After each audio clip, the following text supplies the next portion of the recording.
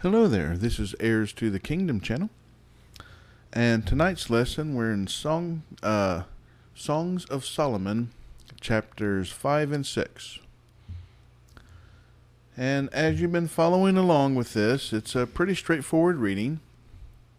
We've already discussed the reason for the Songs of Solomon. They were used in their tradition, for marriage, on wedding days, and vows for each other. And so, kind of already been told by the Lord about, these are the feelings we're supposed to have for the ones we're supposed to marry. But we also have to remember that those feelings are to be reciprocated. So if the man is to love the woman is also to love the man. Completely. And vice versa. If the woman loves the man wholeheartedly, the man should love his bride as well. For men, though, it is commanded. But only if he has a good wife. So, with everything in there, we're also to know our places on the earth. Everybody has a role to play. And that's why, they call it the game of life. Everyone has their little piece on the board game. And you're to know your place in that piece, whatever it is. Which is normally, are you male or female, blah, blah, blah. You get the idea. But if you are new to this is a Bible study channel. I go through the Bible in order. I read from the King James. And I stick with the King James because I know God approves of that version. I've read other versions and stuff, and it's just... I said there's too many things where it changes the meanings of certain passages that I don't approve of. I've already read one of them off. But yeah.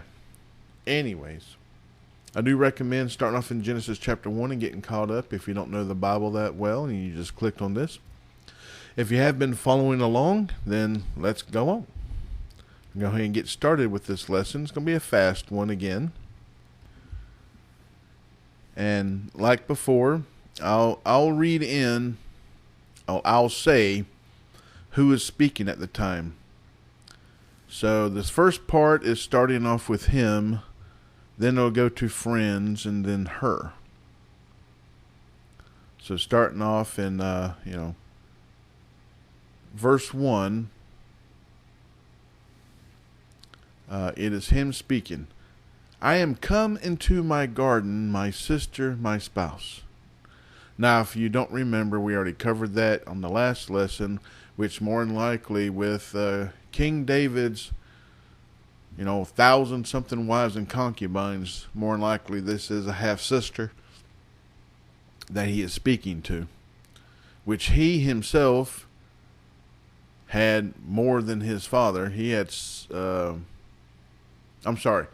King David had like 700 and something, and he had over 1,000 wives and concubines. So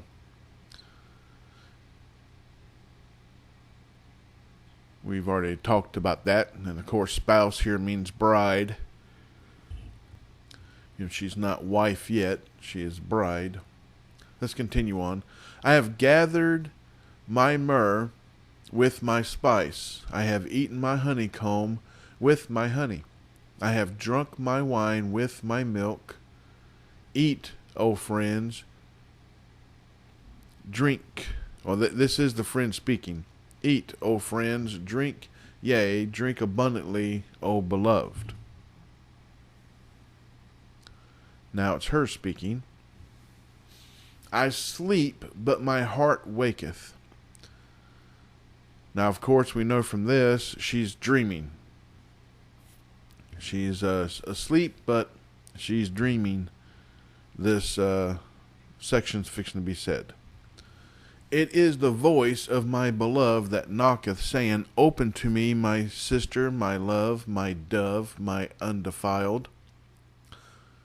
Now, we're going to stop right there with the undefiled. That means she is still a virgin because they obeyed the rule of marriage. Whenever man takes a woman's virginity, either by choice or force, is her husband. Now, can you still become someone's, if you're a man, can you still have a woman as your wife that is not a virgin? Yes, if she's been abandoned, till death do us part, stuff like that. If she was put away and left, stuff like that, it can still happen. I would recommend speaking to God about that before anything else, before making decisions on that. But of course, normally those women went to the poors of men that could not afford the virgin's dowry. Of course, the king, he didn't get defiled women. But anyways, continue on. For my head is filled with dew, and my locks with the drops of the night. I have put off my coat, how shall I put it on? I have washed my feet, how shall I defile them? So, of course, defile, we know, is to make dirty, in a sense, to use. My beloved put in his hand by the hole of the door, and my bowels were moved for him. I rose up to open to my beloved, and my hands dropped with myrrh, and my fingers with sweet-smelling myrrh upon the handles of the lock. I opened to my beloved, but my beloved had withdrawn himself and was gone. My soul failed when he spake. I sought him, but I could not find him. I called him, but he gave me no answer. The watchmen that went about the city found me. They smote me. They wounded me. The keepers of the walls took away my veil from me. So yeah, that's that last section there, verse 7. It's her speaking that, she feels she's losing,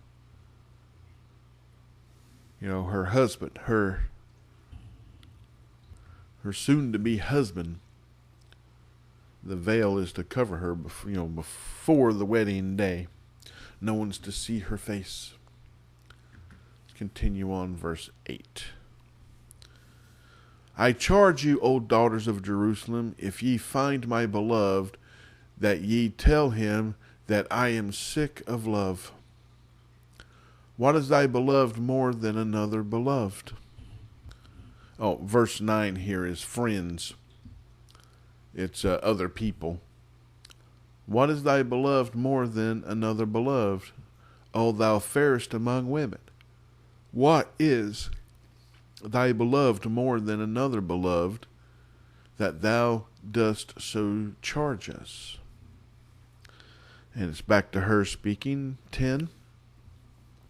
My beloved is white and ruddy, the chiefest among 10,000. His head is as the most fine gold. His locks are bushy and black as a raven. His eyes are as the eyes of doves by the rivers of waters washed with milk and fitly set. His cheeks are as a bed of spices, as sweet flowers, his lips like lilies, dropping sweet smelling myrrh. His hands are as gold rings set with the beryl. That's also another word for topaz, that beryl word. His belly is as bright ivory overlaid with sapphires. His legs are as pillars of marble set upon sockets of fine gold. His countenance is as Lebanon, excellent as the cedars. Now, if you remember, countenance is the way someone looks, an appearance, or, a look someone would give. Last verse in this one. His mouth is most sweet, yea, he is altogether lovely.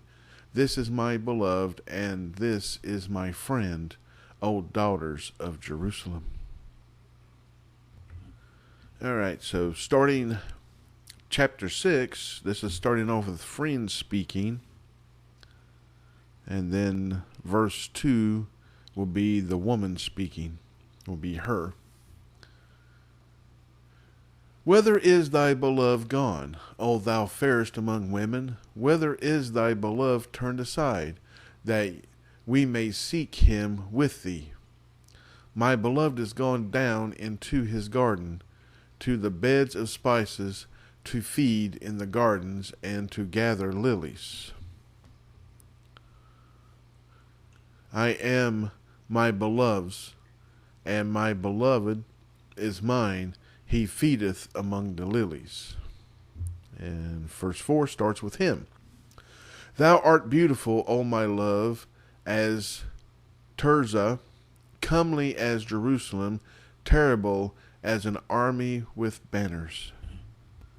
And in this manner, the way terrible could also be the word, majestic would also be a word used in that. Majestic as an army with banners. If you've never looked about an area and seen an army marching towards you, it's a sight to behold. It can be majestic and frightening all at the same time. But, verse 5, still with him, turn away thine eyes from me, for they have overcome me. Thy hair is as a flock of goats that appear from Gilead. Thy teeth are as a flock of sheep which go up from the washing. Thereof every one beareth twins, and there is not one barren among them. Starting off verse 7 here, still him speaking.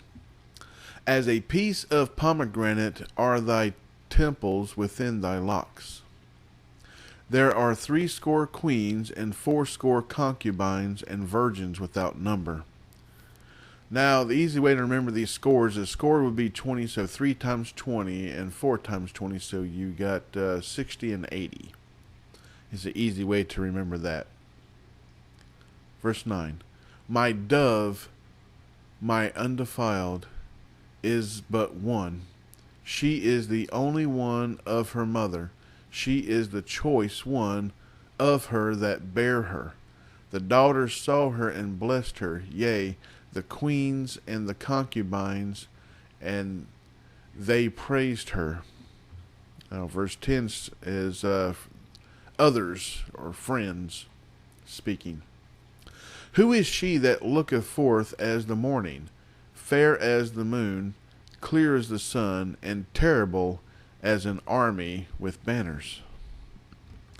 Now it's back to him speaking. I went down into the garden of nuts to see the fruit of the valley, and to see whether the vine flourished and the pomegranates budded. Or ever I was aware, my soul made me like the chariots of Aminadab. And 13 is with the others speaking. Return, return, O Shulamite, return, return, that we may look upon thee. What will ye see in the Shulamite? As it were the company of 2 armies. Of course, that's speaking. The Shulamite is speaking of the woman, the bride.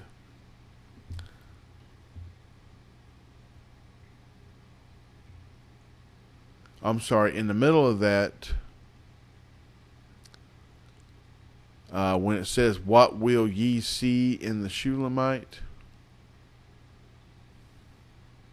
That is him speaking. There should be a division there, but there isn't. But yeah. So it goes back then to him speaking. What will ye see in the Shulamite? As it were the company of 2 armies. So he was speaking to the friends or the others at that time. Yeah, that part gets a little bit confusing trying to separate between, because in this DVD Bible that I get the pictures from, they didn't separate them so that you knew who was speaking to who at the time. Kind of wish they did. I think in later, I know in my Bible it does it, and so I don't know how old this DVD Bible is that I get these pictures from, but I would like to find one updated. I just haven't found anything else. It's like no one wants to redo this or anything and have it a little bit updated with that little stuff there saying, he, she, and friends. But yeah, that is the end of chapter 6. So we got 2 more chapters after this, 7 and 8. Could you imagine having someone in your life that you felt that much love for? I did at one time in my life. But she ripped my heart out, so once you get scars like that, it's never the same. Other people that's happened to, they know what I'm talking about. If you're young enough to have not experienced this yet, be wary of your heart. It is very fragile. It's strong and powerful, but fragile at the same time. That's one thing I definitely have learned throughout my years on this earth. It gets to the point that you freely want to give it, but you hold it back at the same time because you're afraid of it getting ripped apart again. But one day we won't have to deal with lies and deceit and manipulative people no more. We will be with the Lord in heaven, but only if you are one of His. You must be born again. You must be blessed with the Holy Spirit to receive that. But there you will not be with the people of the world. They won't be around no more. But yeah, like I said, it's going to be a fast lesson, and I'm going to go ahead and end this lesson here. So, like I always say, remember to pray. If you're lost, pray to be found. If you have been found, pray for the lost. Pray for yourself, pray for others. Pray for the Christians. It's easy to get back, turned around and back following the world again. It's easy to happen. Especially if you don't have a good congregation of people to keep you on the straight and narrow. That's why sometimes with friends that you grew up with, you may have to walk away from them so you can stay following God, because some of those friends will want to pull you back to the world. I've experienced that as well. But anywho, I'm going to go ahead and end this lesson here. So until next time, God bless, good night, and goodbye.